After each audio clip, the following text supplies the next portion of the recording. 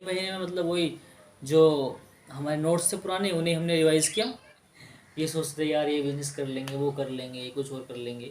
तो prepare mentally prepare थे, हो गया ठीक है, वरना कोई बड़ी बात नहीं है, ये चल रहा था दिमाग में और कुछ नहीं। कोई भी बड़ा एग्ज़ाम है, एंट्रेंस है, वो सिर्फ नॉलेज का गेम नहीं है। और ये रट्टाफिकेशन वाली चीज़ें बिल्कुल छोड़ देनी चाहिए। सबसे मेन चीज़ है प्रैक्टिस, जितनी तुम क्वेश्चन लगा लोगे वो बेटर है जितनी। कहते हैं कोशिश करने वालों की कभी हार नहीं होती। ऐसा ही एक उदाहरण हमारे सामने है तकसीर अली, जिन्होंने अपनी सबसे पहली परीक्षा 2018 में देने के बावजूद बार बार असफलता का सामना किया, लेकिन फिर भी हिम्मत नहीं आ रही। अस्सलाम वालेकुम, आपके साथ में गोशे आजम, आप देख रहे हैं गुड नेशन न्यूज़। आज हम आपको मिलाएंगे एक ऐसे छात्र जिन्होंने नीट 2022 की परीक्षा पास करने के बाद अपने परिवार और पूरे क्षेत्र का नाम रोशन किया है। चलिए सबसे पहले तो हम इनको मुबारकबाद देते हैं कि इन्होंने ये परीक्षा पास की। तो सबसे पहले आप हमें ये बताएं कि आप इस वक्त कैसे महसूस कर रहे हैं। बहुत बहुत शुक्रिया गौसे भाई, और आपने मेरे को बोलने का मौका दिया, ये मेरे लिए बहुत बड़ी बात है।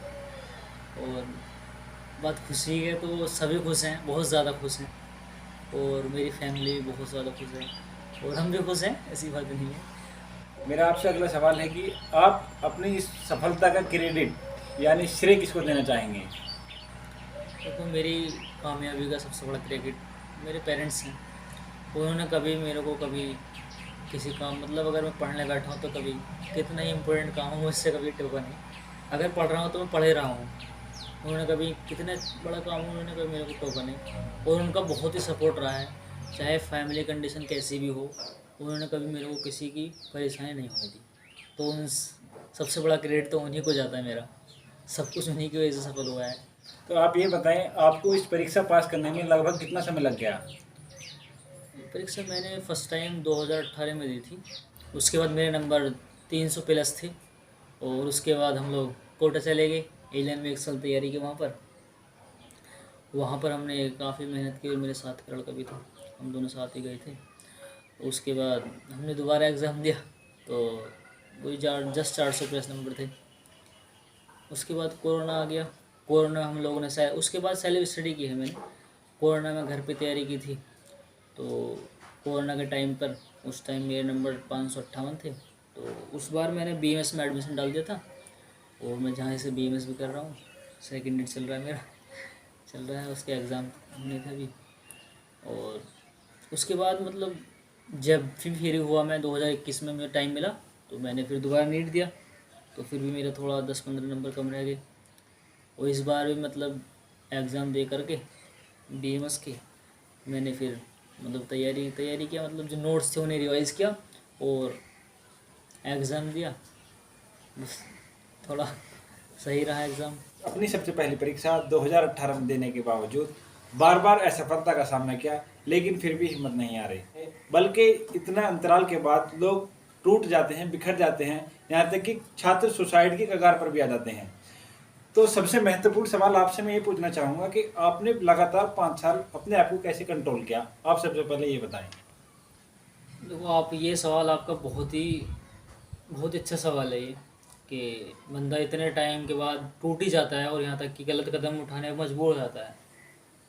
तो उसमें सबसे बड़ा, अगर बंदा कोई भी गलत कदम उठा रहा है, सुसाइड कर रहा है, तो उसमें एक तो प्रेशर ऊपर से बच्चे के पास, और दूसरा उसके पेरेंट्स उसके प्रेशर डालते कि इससे इस बार करना ही है बेटा, कोई रास्ता नहीं है। तो बच्चे के पास एक ही रास्ता होता है कि सुसाइड कर ले भाई। सबसे अच्छा रास्ता उसके पास यही होता है बचने के, कि वो सुसाइड कर ले।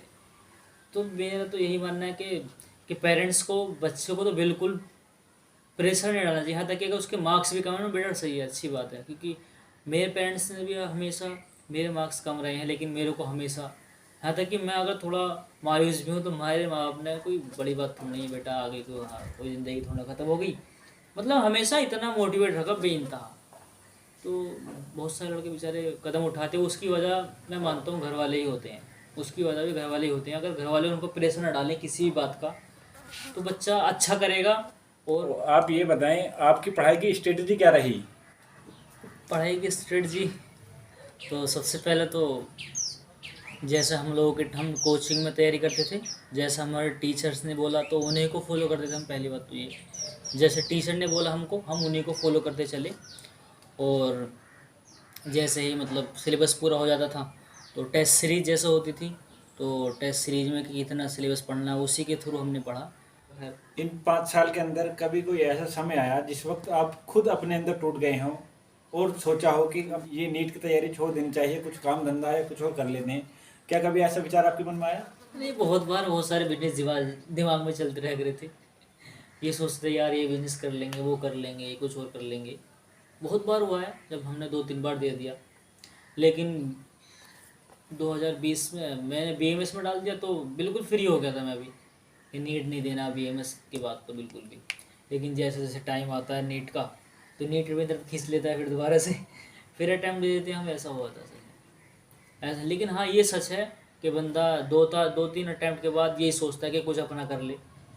अगर एमबीबीएस में नहीं हो पाता है ये सोचता है कि कुछ अपना कर ले, अच्छा अपना घर का बिजनेस कर ले, कुछ भी कर ले, ये है बस। तो जब आपके मन में ये विचार आ रहा था कि अपना कुछ बिजनेस कर लिया जाए, कुछ कर लिया जाए, लेकिन फिर भी आपने तैयारी की, तो उसके लिए आपको मोटिवेशन कहाँ से मिला? आपके मन में क्या विचार आए फिर दोबारा तैयारी के लिए? मोटिवेशन बताता रहा हूँ आपको, मैं 2020 में बीएमएस में एडमिशन के बाद मैं बिल्कुल फ्री था। लास्ट के 3 महीने में, पिछले 2 साल से तो मैं लास्ट के 3 महीने ही पढ़ा हूँ। यहाँ तक कि इस बार तो 2.5 महीने ही मैं पढ़ा हूँ। और उसमें मोटिवेशन तो ये समझ लीजिए, जब भी मैं घर आ जाता हूँ तो बस पेरेंट्स बोल देते हैं कि तैयारी कर लो थोड़ा, मैं भी मेरे दिमाग से अंदर से भी आती है आवाज़, तो बस उन्हें रिवाइज कर लेता हूँ और दे देता हूँ बस वो। तक्षय भाई, आपने बताया कि आपने इस नीट 2022 की परीक्षा के लिए कोई कोचिंग तैयारी नहीं की, बल्कि सेल्फ स्टडी की है। तो आप ये बता सकते हैं कि आपने कितने महीने या कितने टाइम इस परीक्षा की तैयारी के लिए खर्च किया, और दिन में क्या आपका शेड्यूल था? देखो मैं मतलब मेरे एग्ज़ाम हुए थे मार्च में, मेरे एग्ज़ाम हुए थे बीएमएस के। उसके बाद रमज़ान आ गए थे, रमज़ान में घर आ गया था, तो रमज़ान में पढ़ाई नहीं हुई। ईद के बाद जब 2.5 महीने बच गया था, तो तब मतलब पेरेंट्स मतलब घर वालों ने बोला कि चलो एग्ज़ाम दे दो, तो बस मन बन गया तो दे दिया। 2.5 महीने में मतलब वही जो हमारे नोट्स थे पुराने उन्हें हमने रिवाइज़ किया, और थोड़ा जो प्रीवियस ईयर के क्वेश्चन थे उनकी प्रैक्टिस की, बस इतना ही है तुम्हारे सामने है। तो आपकी इसकी स्ट्रेटजी क्या रही? आप सबसे पहले तो 2.5 महीने की स्ट्रेटजी बताएं। पहले तो ये 2.5 महीने की मेहनत नहीं है, ये पिछले 4 साल की मेहनत है। लेकिन 2.5 महीना ये आपकी बात सही है, क्योंकि पिछले 10 महीने से मैं बिल्कुल भी बुक्स के कांटेक्ट में नहीं रहा बिल्कुल भी। नीट की बुक्स के कांटेक्ट में पिछले 10 महीने से नहीं था।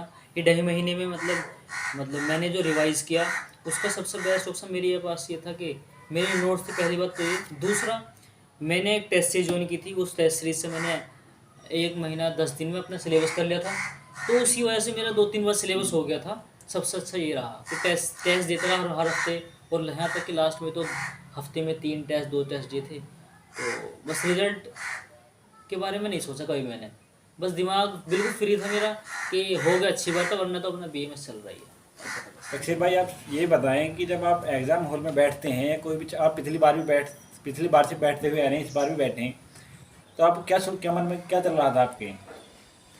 नहीं, बस मन में ये था कि बीएमएस का सेकेंड डेट चल रहा है और कोई बड़ी बात नहीं है, हो गया तो ठीक है, वरना तो कोई मोहन करेंगे। बीएमएस चल रहा है अपना, कोई दिक्कत नहीं मतलब है। आप मेंटली प्रिपेयर थे, हो गया ठीक है, वरना कोई बड़ी बात नहीं है, ये चल रहा था दिमाग में और कुछ नहीं।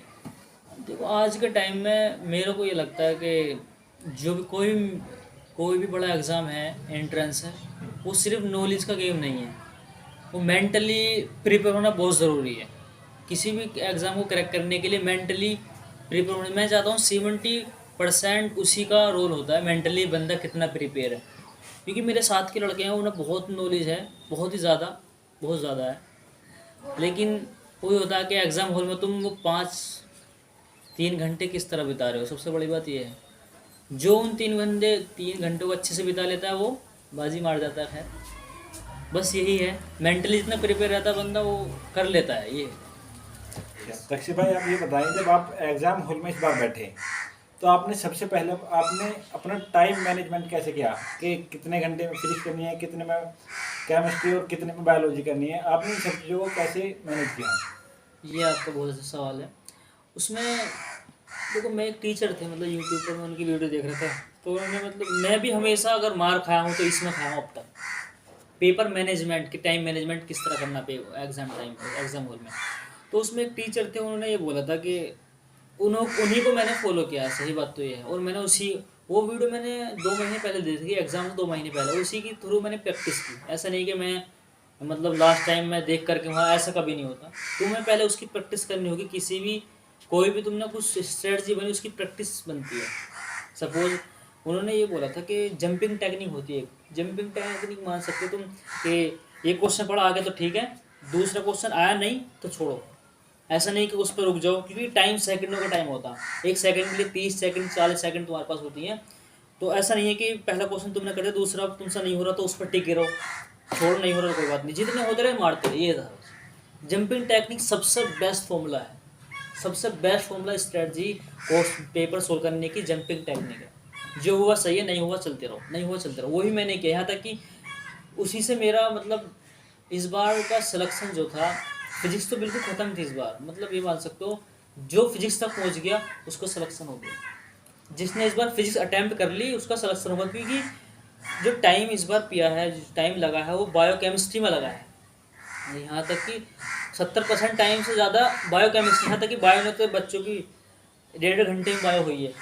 सबसे मेन इस बार सिलेक्शन का रोल बायो का रहा है, और जिसकी बायो अच्छी रही और फिजिक्स तक पहुँच गया उसको सिलेक्शन हो गया। मेरा मानना तो यही है। और उसमें भी वही पहुँच सकता है जो रुका नहीं कहीं भी। और मेरा भी यही इस बार टेक्निक यही, मतलब मेरी स्ट्रेटजी यही रही कि कहीं ना रुको किसी क्वेश्चन पर, क्या चाहे क्वेश्चन मतलब आसान ही क्यों ना हो, लेकिन अगर क्लिक नहीं कर रहा तो बाद में देखते हैं। होता नहीं कि थोड़ा सोच लेंगे, अगर दिख रहा है कि हो रहा ठीक है, वरना मूव ऑन। ये था बस। तो जो युवा आप तैयारी कर रहे हैं, आप उनको क्या मैसेज देना चाहेंगे? सबसे पहले तो मैं ये कहूँगा, जिस क्लास में भी हैं वो, जहाँ से भी सोच रहे हैं तो वहीं से पढ़ना शुरू करें। चाहे 9th हो, चाहे 10th हो, चाहे 11th 12th हो, जो भी पढ़ लें उसे अच्छे से पढ़ें। और ये रट्टाफिकेशन वाली चीज़ें बिल्कुल छोड़ देनी चाहिए। हमारे इलाके में खैर रट्टाफिकेशन ज़्यादा चलता है, लेकिन वो सब उन सब से कुछ नहीं होगा। हमें चीज़ों को समझना होगा, सोचना होगा। हमें चीज़ें तभी आसान होती है जब हम सोचते हैं।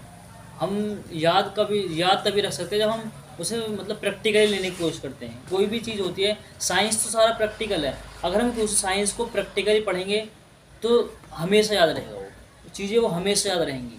तो तुम्हें मतलब ज़्यादा एफर्ट नहीं करेगा, लेकिन टाइम लगता है। ये होता है कि हम भी इतना नहीं है कि हम 24 घंटे 15 घंटे पढ़ते थे। वही है कि मतलब शुरू में नहीं बैठा जाता, लेकिन जब तुम बैठ रहोगे, मतलब आदत हो जाती है तुम्हें पढ़ने की, तो फिर तुम ऑटोमेटिक बैठने लगते हो और पढ़ने लगते हो। ये है बस। तक्षिर भाई, हर बार फिजिक्स को लेकर के बड़ी शिकायत रहती है छात्रों की, न्यूमेरिकल्स वगैरह उसमें होते हैं। तो आप भी एक बायोलॉजी के स्टूडेंट थे, तो आपने इन चीज़ों को कैसे सामने किया?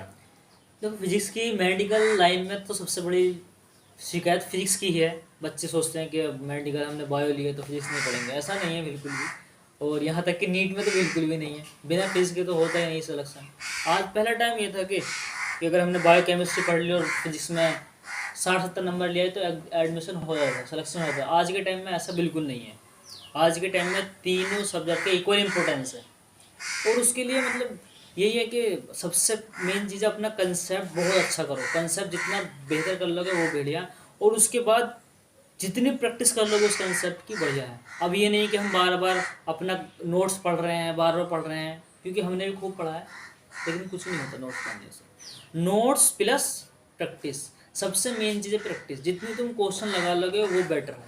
जितने बड़े बड़े आपने मतलब रैंक 1 रैंक 2, उनका सिर्फ एक ही फॉर्मूला है वहाँ तक पहुँचने का, सिर्फ practice, only practice. Bio chemistry सिर्फ प्रैक्टिस। वो क्वेश्चन इतने लगा लेते हैं कि उनके सामने कोई नया क्वेश्चन आता ही नहीं है।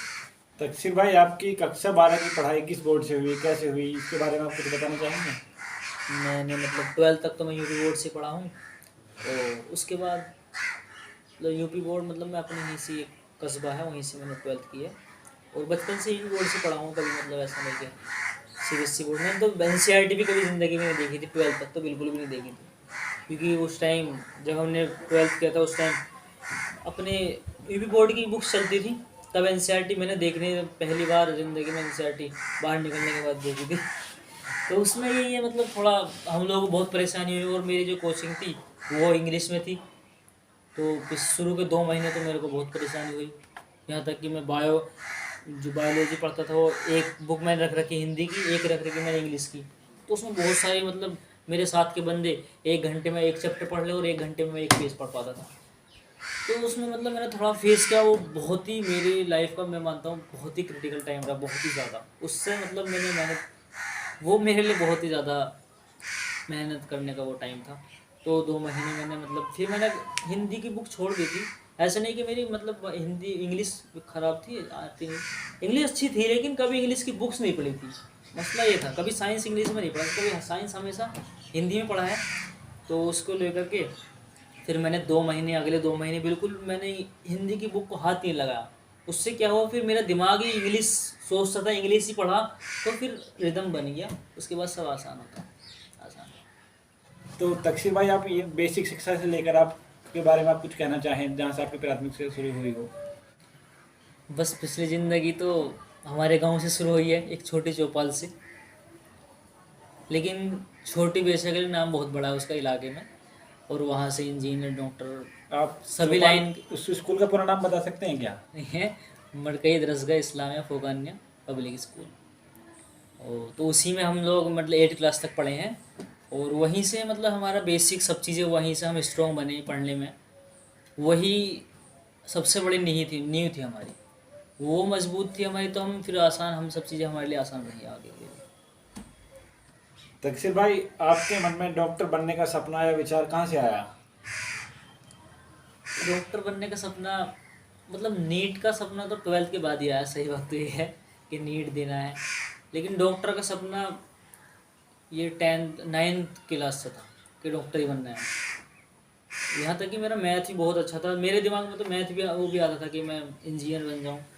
लेकिन बस डॉक्टर का सपना वो पता नहीं कहीं कोई इंस्टेंट हुआ था कुछ भी, बस उसी वजह से मतलब मेरा डॉक्टर की तरफ फोकस हो गया।